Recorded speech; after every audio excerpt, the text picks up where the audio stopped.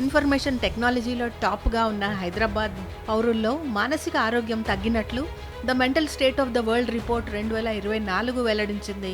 Washington DC కేంద్రంగా పనిచేసే sapien labs ఈ నివేదికను వెల్లడించింది. నివేదిక ప్రకారం మానసిక ఆరోగ్యంలో హైదరాబాద్ చివరి స్థానంలో నిలిచింది. ముఖ్యంగా హైదరాబాద్ యువతలో మానసిక ఆరోగ్య సంక్షోభం ఆందోళనకర స్థితిలో ఉన్నట్లు అధ్యయనం పేర్కొంది.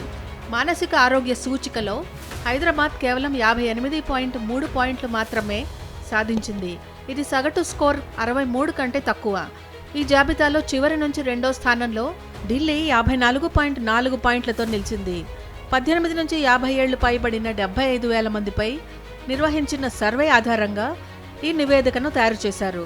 బాధల్లో ఉన్న వారిని, పురోగతి సాధిస్తున్న వారి మధ్య మెంటల్ హెల్త్ కోషెంట్ను వర్గీకరించారు. కాగా స్థిరమైన అదుపు చేయగల స్థితిలోని వారికన్నా హైదరాబాదీల సగటు దారుణంగా పడిపోతున్నట్లు నివేదిక ఆందోళన వ్యక్తం చేసింది. 32% హైదరాబాద్ వాసుల్లో భావోద్వేగ సంబంధాలు సరిగా లేవని, అధిక ఒత్తిడికి గురవుతూ మానసిక పనితీరులో బలహీనంగా ఉన్నారని నివేదిక వివరించింది. ఈ ప్రభావం యువత, వయోజనుల్లో అధికంగా ఉన్నట్లు sapien labs director Shailendra Swaminathan అన్నారు.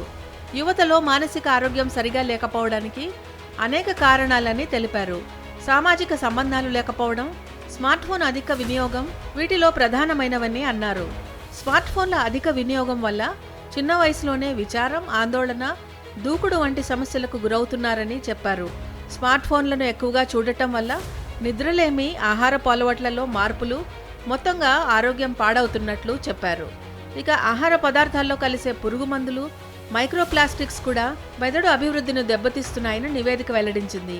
ఈ ప్రభావం పిల్లల్లో అధికంగా ఉన్నట్లు తెలిపింది. అల్ట్రా ప్రాసెస్డ్ ఫుడ్ ఎక్కువగా తీసుకుంటున్న వారిలో ఈ ప్రభావం ఎక్కువని తెలిపింది. హైదరాబాద్లో మానసిక ఆరోగ్యం తీవ్రంగా క్షీణిస్తుందని, వెంటనే తగిన నివారణ చర్యలు చేపట్టాలని అధ్యయనం సూచించింది.